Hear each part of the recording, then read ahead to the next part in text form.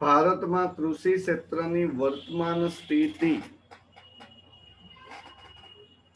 ભારત ખેતી પ્રધાન દેશ છે, કારણ કે ભારતમાં અંગ્રેજોના શાસન પહેલા, અંગ્રેજોના શાસન પછી અને અંગ્રેજોના શાસન દરમિયાન, એટલે કે આઝાદી મળી પછી પણ ભારતનો મહત્વનો વ્યવસાય ખેતી જ રહ્યો છે.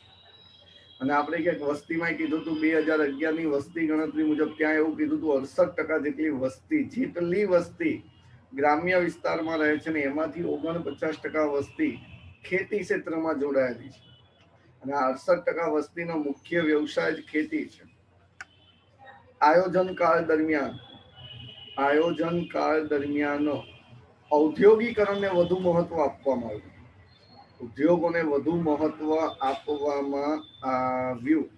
બરાબર. તેમ છતાં અત્યાર સુધી રોજગારી, ઉત્પાદકતા અને નિકાસ કમાઈની દ્રષ્ટિએ ખેતી અગ્રેસર રહ્યું છે એવું કે છે, પણ હકીકતમાં છે નહીં. ચલો એમાં હવે આપણે જોઈએ છે ભારતમાં કૃષિ ક્ષેત્રની વર્તમાન સ્થિતિ. એમાં પહેલું જ કીધું છે રાષ્ટ્રીય આવકમાં ફાળો, કે સામાન્ય રીતે ખેતી ક્ષેત્રની આવકને પ્રાથમિક ક્ષેત્રની આવક કહે છે. યાદ કરો, આપણે ક્યાંક આવું ભણેલા છીએ. બરાબર, 11માં ક્યાંક આપણે 11માં આવું ભણેલા છીએ કે સામાન્ય રીતે ખેતી ક્ષેત્રની આવકને પ્રાથમિક ક્ષેત્રની આવક પણ કહેવામાં આવે છે. પ્રાથમિક ક્ષેત્રમાં કોનો સમાવેશ થાય તો 11માં આવ્યું હતું. 11માં કીધું હતું મ પપ ખેમ જો. સૂત્ર લખી નાખો, મ પપ ખેમ જો.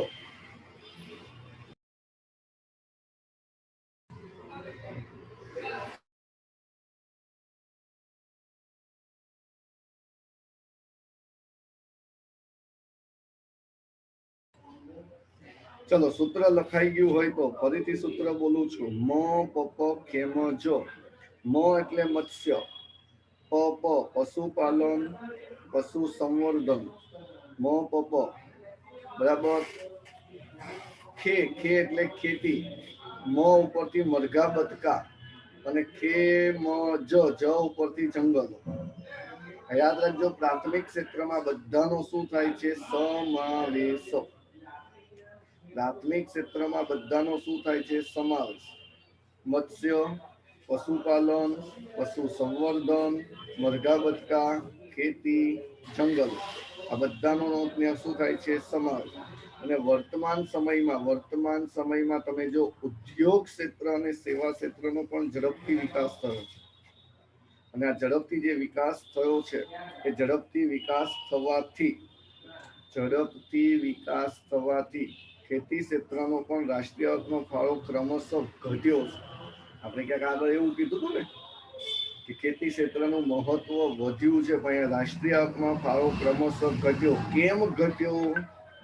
તો ઉદ્યોગ ક્ષેત્ર ના ઝડપથી વિકાસ થવાથી તમે જો, અને સેવા ક્ષેત્રનો ઝડપથી વિકાસ થવાથી રાષ્ટ્રીય અર્થમાં ફાળો ક્રમશઃ ઘટતો ગયો છે. ચલો હવે એના આંકડા જોઈએ.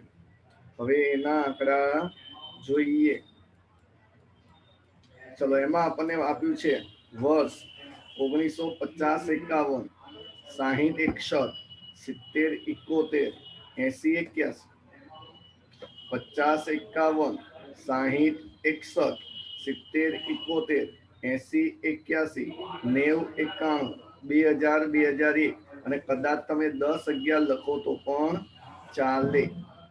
10-11 લખો તો પણ અહીંયા ચાલે જ. બરાબર. ચાલો હવે 50-51 અહીંયા તમે પહેલા યાદ રાખો. 50-51 પછી આવે 52 ને છોડો પછી આવે 53. હવે ત્યાં તમારે આવું યાદ રાખવાનું 5 6 6 7 7 9. આંકડા લખી નાખજો. 5 6 6 7 7 9. 53 માંથી તમે જો પેલા 53 કઈ રીતે મેં યાદ રાખાય, પોઈન્ટ પછીની સંખ્યા તમે ગમે રીતે લખશો તો ચાલશે. એક છેલ્લી યાદ રાખવાની 11 12 ની 13.9. બરાબર. 50 51 52 મૂકી દો 53. હવે એમાં મેં કીધું 5 6 6 7 7 9, 5 માઇનસ કરો એટલે 48, 6 માઇનસ કરો એટલે 42, ફરીથી 6 માઇનસ કરો એટલે 36, 7 માઇનસ કરો એટલે 29, 7 માઇનસ કરો એટલે 22 અને 9 માઇનસ કરો એટલે 13. યાદ રાખજો ખાસ. બરાબર. 5 6 6 7 7 9 અને વર્ષમાં મેં કીધું એમ 50 51 થી 10 10 વર્ષના ગેબે લખી નાખવાનું. છેલ્લે કદાચ 10 11 લખાઈ જાય તો ચિંતા કરવાની નહીં. બરાબર. 13.9 ચોક્કસ યાદ રાખવાનું. કદાચ આપણને MCQ માં પૂછે કે 2011-12 માં ખેતી ક્ષેત્રનો રાષ્ટ્રીય આવકમાં ફાળો કેટલો હતો? 13.9%. બરાબર. ચાલો વાંચી નાખો પહેલો મુદ્દો, પછી દૂસરો મુદ્દો જોઈએ છે.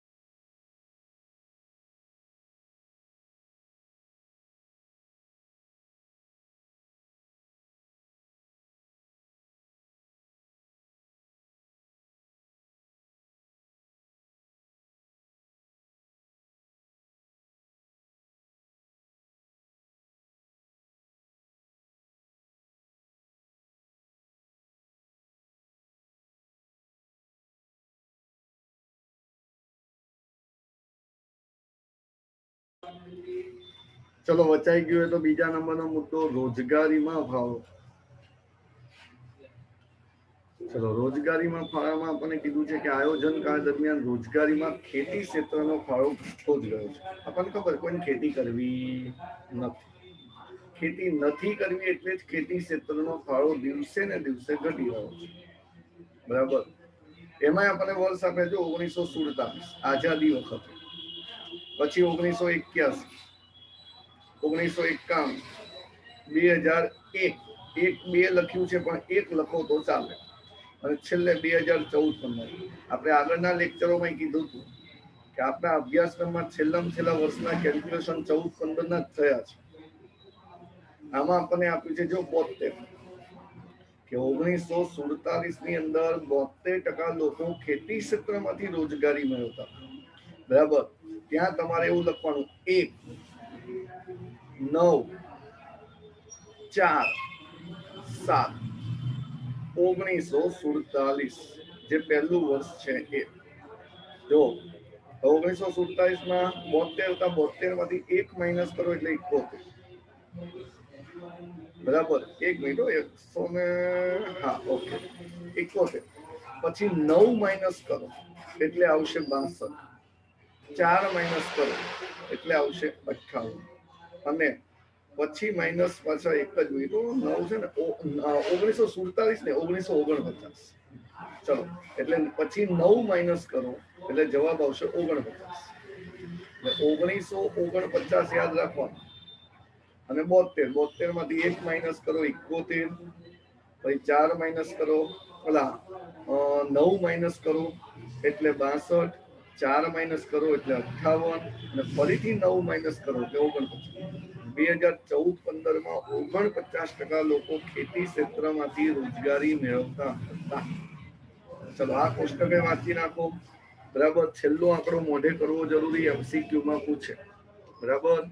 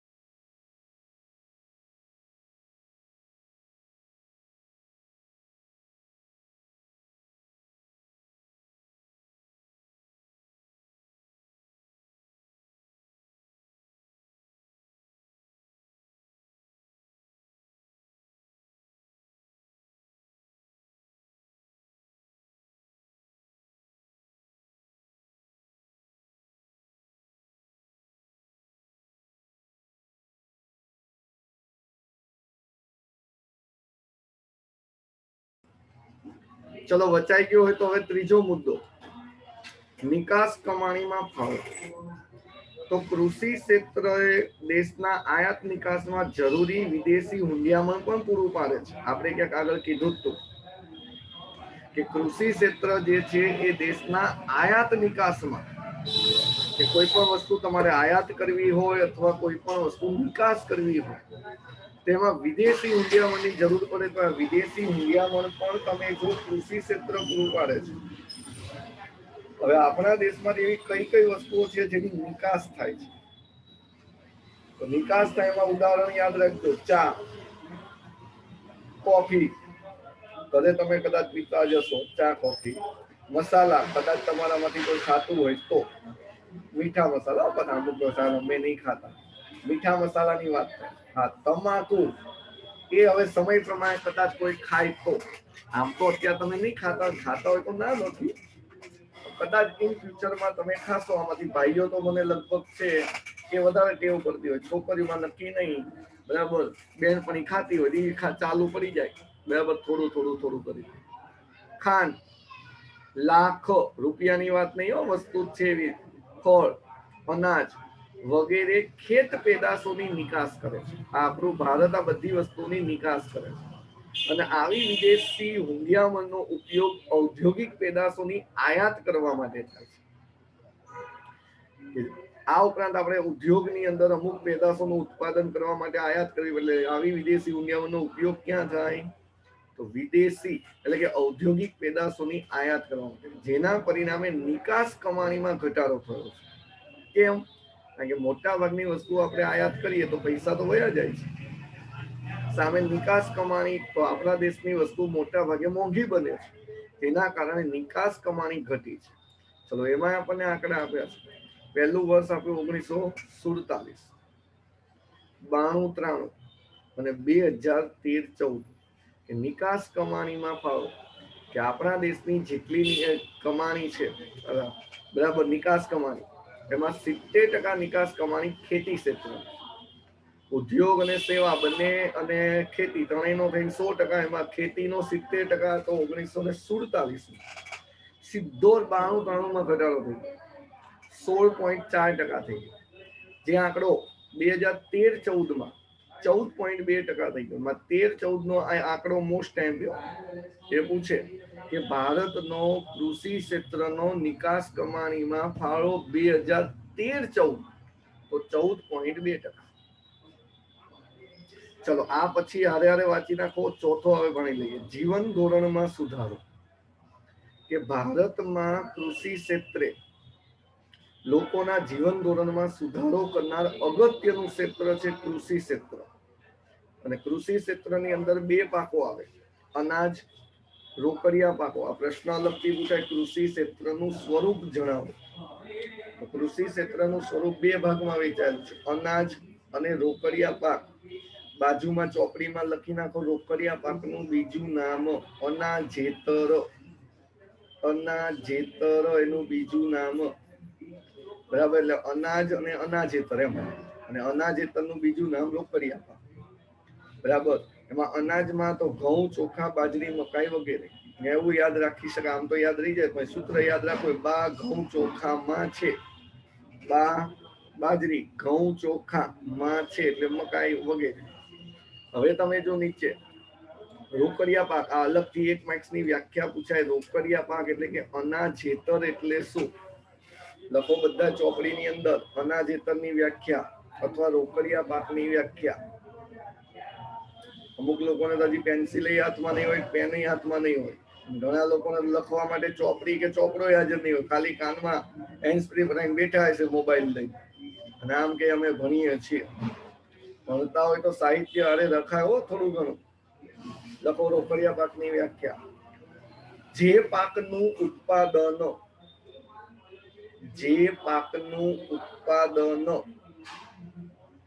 આવક સર્જન માટે થતું હોય, જે પાકનું ઉત્પાદન આવક સર્જન માટે થતું હોય તે પાકને રોકડિયા પાક કહે છે.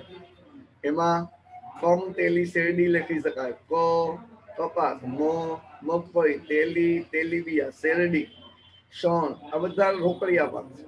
અને વર્તમાન સમયમાં તમે જો ખેડૂતો શાકભાજી, ફળ ફળાદી, ફૂલ વગેરેની પણ ખેતી કરે છે. અને અત્યારે વર્તમાન સમયમાં તમે જો 1951 પેલા વાત કરી કે એક વ્યક્તિને કેટલું માથાદીઠ અનાજનો વપરાશ હતો, તો 395 ગ્રામ અનાજનો વપરાશ હતો. ક્યારે? 1951. જે આંકડો 2014 થઈ ગયો છે 511 ગ્રામ. 511 ગ્રામ વ્યક્તિ, બરાબર. એટલે કે તમે જો પૈસા અનાજ જોઈએ છે, આથી કહી શકાય છે કે લોકોને જરૂરી અનાજ મળતું હોવાથી સરેરાશ આયુષ્યમાં વધારો થયો છે. યાદ કરો, સરેરાશ આયુષ્ય તો આપણે ક્યાંક ભણીને જાય છીએ. સરેરાશ આયુષ્ય 2014 ભારતમાં કેટલા ટકા હતું? કેટલા વર્ષનું હતું? ટકા નહીં હો, યાદ રાખજો, 68 વર્ષ. બીજા ચેપ્ટરમાં ભણીને આયા. ચલો વાંચી નાખો. હાલો પછી 5મો મુદ્દો જોઈએ છે.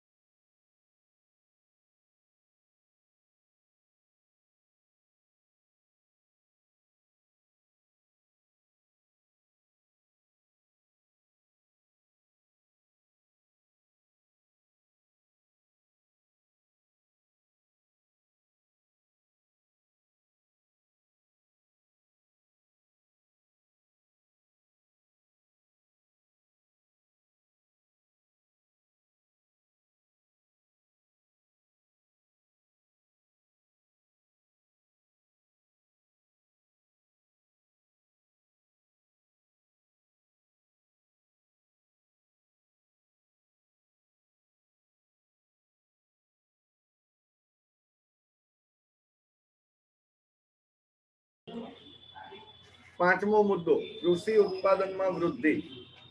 તો ભારતમાં કૃષિ ક્ષેત્રમાં કુલ ઉત્પાદનમાં વૃદ્ધિ જોવા મળી છે. આના માટે વિદ્યાર્થી મિત્રો તમારે એક 1950-51 અને કેટલા ગણો આ આંકડો મોઢે કરવા. 2013-14 એક સમય નહીં કરો તો ચાલશે. અને આમ તો આમ પ્રશ્ન પૂછાય તો જ આ કોષ્ટક પૂછાય, બાકી આમાંથી કઈ ન પૂછાય. 1 માર્ક્સના પ્રશ્ન નહીં પૂછાય, આખો પ્રશ્ન પૂછાય કે ભારતની કૃષિ ક્ષેત્રની વર્તમાન સ્થિતિ સમજાવો, તો જ આ મુદ્દો આવે, બાકી ના. ધ્યાન આપજો, એમાં આપણને આપ્યું છે અનાજ. પેલા આ યાદ રાખવાનું, પાક કયા કયા આપ્યા? તો અનાજ, કઠોળ, શેરડી, તેલીબિયા અને કપાસ. કપાસમાં ગાસડી યાદ રાખવાનું, ઘાસડી નહીં, ગાસડી. બાકીના બધા આંકડા મેટ્રિક ટનમાં છે, બરાબર. હવે 1950-51 તમે જો આંકડા આપણને આપ્યા છે 51, પછી 8.4, 69, 5.1, 2.1, આ આંકડા રીતે યાદ રાખો. અને પછી એમાં વધારો થયો છે, અને વધારો થયો એમાં અંદાજિત લખવાનું કેટલા ગણો. તો આપણે પહેલું કીધું 51, એટલે 5, તો 51 ના 5 ગણા કરો એટલે 255 થાય. આમાંથી વધુ કીધું એટલે જવાબ આપ્યો 264.4. એટલે આપણે એટલી ખબર પડી જાય છે 51 ના 5 ગણા કરતા વધારે કીધું છે, તો 51 ગુણ્યા 5 કરો એટલે 255 થાય છે. જ્યાં આપણને ચોક્કસ આંકડો આવો આપ્યો 264.4. જો તમારે સીધી રીતે યાદ રહી જતા હોય તો ના નથી, 15 કે મેં કીધું એમ 5 ગણા કરતા વધારે આંકડો લખવાનો અંદાજમાં. હવે કઠોળ 8.4 આપ્યો, સામે ગણો આપ્યો છે 2.4. એટલે તમે જો જવાબ આપ્યો છે 19.6, હકીકતમાં એ 20 જેવો થાય. આમ તો 20 કરતા વધારે થાય, કારણ કે 8 ના 2 ગણા કરો એટલે 16 થાય, અને હજી અડધો છે એટલે 4 20 થાય. પણ સામે 0.4 છે એના હજી અઢી ગણા કરવા પડે ને, એટલે 20 કરતા વધારે થાય. અહીંયા આંકડો આપ્યો છે 19.6, એટલે ઘટેલો આંકડો આપ્યો છે. ત્યાં 20 લખશો તો ચાલશે. હવે 69 છે, સામે 5 ગણો છે, તો 69 ગુણ્યા 5 કરશો એટલે 345 થાય. 345 થાય, સામે 348 થાય. અહીંયા આંકડા જે છે અંદાજે જ આવ્યા, બરાબર. અને એટલે જ મેં કીધું આ આંકડા તમને આખો પ્રશ્ન પૂછાય તો લખવાના. અને 2013-14 ના આંકડા જે છે, બરાબર, એટલે 5 ગણા કરીને થોડા ઉમેરી દેવાના, તો એને લખો 5 ગણા કરીને તો ચાલશે. સામે 5.1 હતો, એ 6.35 ગણો તો 6.35 થાય. અહીંયા 32.4, ઓકે, 32.4 અને આજુબાજુનો આંકડો આપેલો, એટલે 6.35 ગણો કરો. એટલે પછી 2.1 હતું જે 17 ગણો, 17 દુ 34 થાય, બરાબર. 17 દુ 34, 0.1 છે એટલે સામે જો એને 35.7 થાય, અહીંયા 36.5 આપે. અહીંયા જે આંકડા આપ્યા છે શ્યોર નથી, અંદાજે જ આપ્યા. આપણે યાદ રાખવાનું કેટલા ગણો કીધો છે એના આજુબાજુના આંકડા લખજો. બને ત્યાં લગી એને લખો, ત્યાં થોડા વધારે લખશો તો ચાલશે. ચલો, આમ વાવેતર હેઠળની જમીન અને નવી ખેત પદ્ધતિને લીધે હેક્ટર દીઠ ઉત્પાદનની વૃદ્ધિ શક્ય બની છે. હવે હેક્ટર દીઠ એટલે યાદ રાખજો 2.5 વીઘા. 2.5 વીઘા એટલે 1 હેક્ટર જમીન. આમ શ્યોર આંકડો કંઈક 2.42 થાય છે. ચલો આગળ કીધું છેલ્લે ઔદ્યોગિક વિકાસનો પાયો. તો ઔદ્યોગિક ક્ષેત્રને જરૂરી કાચો માલ કૃષિ ક્ષેત્ર દ્વારા જ પૂરો પાડવામાં આવે છે. ગઈકાલે આપણે યાદ કરો, મેં પ્રશ્ન એક પૂછ્યો કે ખેતી ઉદ્યોગોને શું પૂરું પાડે, તો આપણે કીધું તું કાચો માલ. તો મેં તમને પ્રશ્ન આવો કીધું તો ઉદ્યોગ ખેતી ક્ષેત્રને શું પૂરું પાડે, હમણાં આપણે જવાબ પૂછીએ છીએ. તો ઔદ્યોગિક ક્ષેત્રને જરૂરી કાચો માલ કૃષિ ક્ષેત્ર પૂરું પાડે. આ ઉપરાંત ઔદ્યોગિક ક્ષેત્રને સૌથી મોટું બજાર પણ ગ્રામ્ય વિસ્તારમાં જ છે. કારણ કે ઉદ્યોગોને કાચો માલ ખરીદવો હોય તો કાચો માલ ક્યાંથી મળશે, તો ગ્રામ્ય વિસ્તારમાં. આપણને ખબર ગ્રામ્ય વિસ્તારની 69% જેટલી, એટલે 68.8 હતી, એટલે અહીંયા 68% લખો તો ચાલે. કે વસ્તી ખેતી ક્ષેત્ર ઉપર આધાર રાખે. પરિણામે ઔદ્યોગિક ક્ષેત્રની ઉત્પાદનની વસ્તુઓ જેવી કે ખાદ્ય પદાર્થ, જ્યુસ પેકેજિંગ, આ બધા ઉદ્યોગોની અંદર ઉત્પાદન થાય છે. ટીવી, ફ્રીજ, મોબાઈલ જેવી વસ્તુઓ માટેના બજારનું સર્જન ગ્રામ્ય વિસ્તારોમાં કરી શકાય. કારણ કે આ બધી વસ્તુઓ ગામડાના લોકો વાપરે જ છે, તો ગામડામાં આ બધી વસ્તુઓનું શું કરી શકાય છે, સર્જન. બરાબર. આ આપણો છઠ્ઠો મુદ્દો અને આમ પ્રશ્ન આપણો અહીંયા પૂરો થઈ ગયો. ચલો વાંચી નાખવા લો, પછી હવે આગળ વધીએ છીએ.